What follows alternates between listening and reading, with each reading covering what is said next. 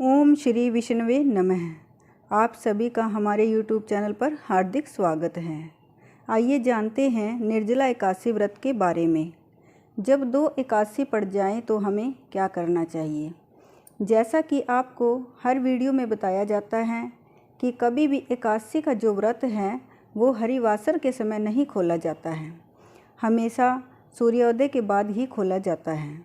हरिवासर द्वादशी तिथि का पहला 1/4 पहर यानी कि शुरुआत के 5 से 6 घंटे का समय होता है। इस समय खोले गए व्रत का कोई भी फल प्राप्त नहीं होता है और ना ही भगवान इस व्रत को स्वीकार करते हैं। यही कारण है जो लोग 10वीं तिथि युक्त एकादशी का व्रत रखेंगे वो अगले दिन व्रत का पारण सुबह के समय नहीं कर सकते। ऐसे में यदि आपने निर्जल रहकर इस व्रत को रखा है तो आपका जो समय है वो ज़्यादा लंबा होने वाला है और दोपहर के समय ही आप व्रत खोल सकते हैं। इसलिए बेहतर यही होगा कि आप 11 जून को एकादशी का व्रत रखकर रविवार की सुबह जल्दी जिस समय का मुहूर्त है व्रत का पारण आप कर सकते हैं। अब 11 जून को लेकर आपके मन में ये भी सवाल होगा कि जब इस दिन एकादशी की तिथि सुबह ही समाप्त हो जाती है तो हम इस दिन व्रत क्यों रखें। देखिए, सूर्योदय के बाद अगर 1 मिनट तक भी एकादशी की तिथि होती है तो उसे द्वादशी तिथि युक्त एकादशी मानी जाती है, क्योंकि इसके बाद द्वादशी तिथि लग जाती है। शास्त्रों में भी ऐसा कहा गया है, अगर एक क्षण भी एकादशी होती है तो उसे द्वादशी तिथि युक्त एकादशी ही मानना चाहिए। ठीक वैसे ही द्वादशी तिथि को ही एकादशी व्रत का पारण किया जाता है। कई बार द्वादशी तिथि सूर्योदय से पहले ही समाप्त हो जाती है और त्रयोदशी तिथि प्रारंभ हो जाती है और कुछ विशेष स्थितियों में त्रयोदशी तिथि के दिन प्रथम पहर में भी एकादशी का व्रत खोला जा सकता है।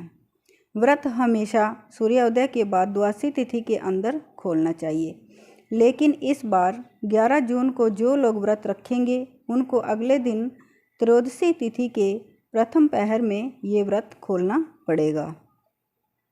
अगर एकादशी की तिथि 2 दिन तक रहती है तो उससे कोई मतलब नहीं रहता है। मतलब उस तिथि से उस दिन से है जिस दिन आपको व्रत रखना है। जैसा कि इस बार 2 दिन 2 तिथियों को एकादशी का व्रत है और अगर आप निर्जला एकादशी का व्रत रखना चाहते हैं 10 जून को तो फिर आपको 10 जून की सुबह से यानी कि सूर्योदय के समय से निर्जल रहने का संकल्प लेना है और आपको जल का जो त्याग है सुबह से करना है, ना कि 10वीं तिथि के सूर्यास्त से।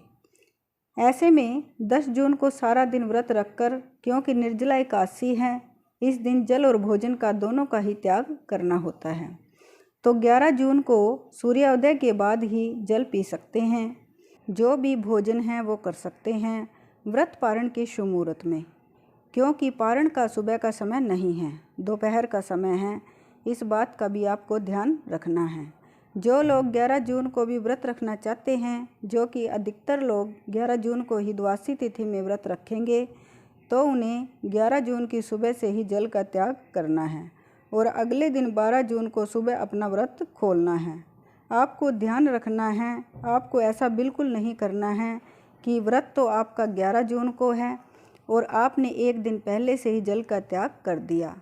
कुछ लोग निर्जला एकादशी की जो तिथि इस बार 2 दिन तक है, तो कुछ लोग ऐसे भी हैं जो दोनों ही तिथियों में व्रत रखना चाहते हों, दोनों ही तिथियों को निर्जल रहना चाहते हों, वो लोग दोनों ही तिथियों में निर्जल रह सकते हैं।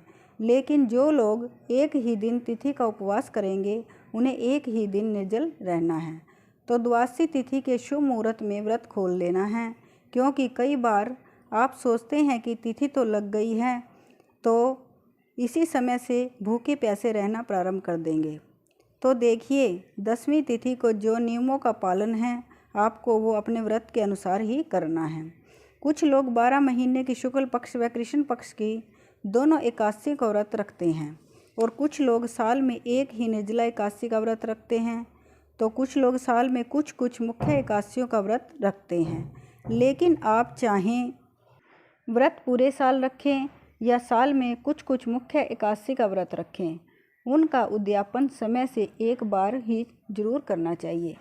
निर्जला एकादशी के दिन आप एकादशियों का व्रत शुरू कर सकते हैं, क्योंकि ये व्रत रखने के लिए सबसे शुभ दिन माना गया है। एकादशी के व्रत में महिलाओं व कन्याओं को अपना सिर कभी भी नहीं धोना चाहिए।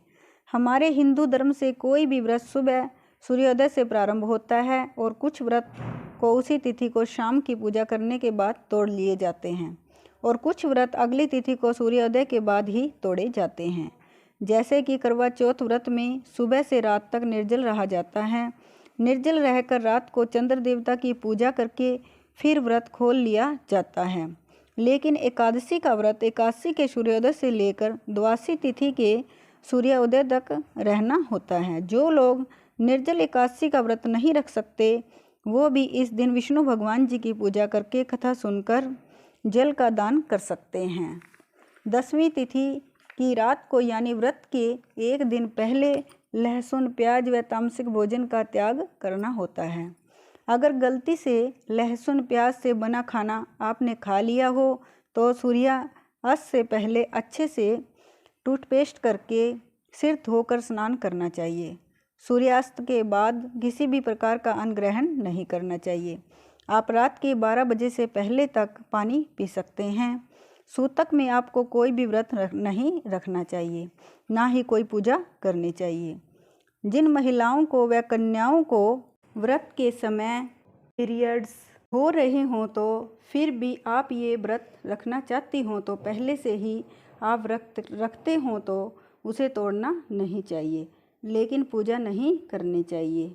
अपने किसी घरवाले से पूजा करवानी चाहिए और आपको मानसिक तौर से भगवान के मंत्रों का जाप करना चाहिए।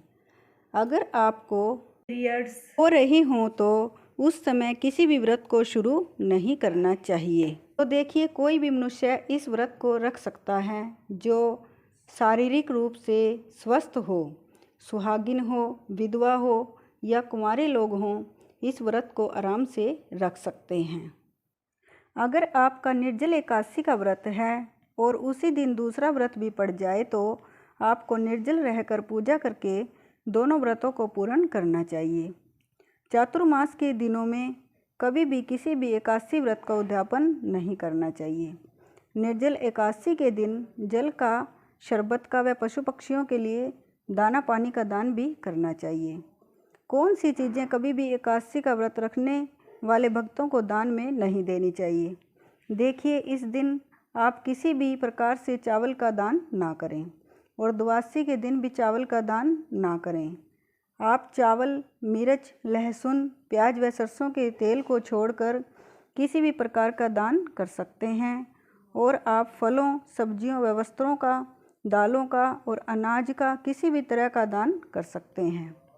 नमक का और तिल का दान एकादशी व्रत में सबसे उत्तम पुण्यदायी माना जाता है। इन दो चीज़ों का दान जो भी भक्त सच्चे मन से करता है उनके घर में सदा खुशियाँ बनी रहती हैं। बोलिए विष्णु भगवान की जय। अगर आपको वीडियो अच्छी लगी हो तो वीडियो को लाइक करें, शेयर करें व चैनल को सब्सक्राइब जरूर करें।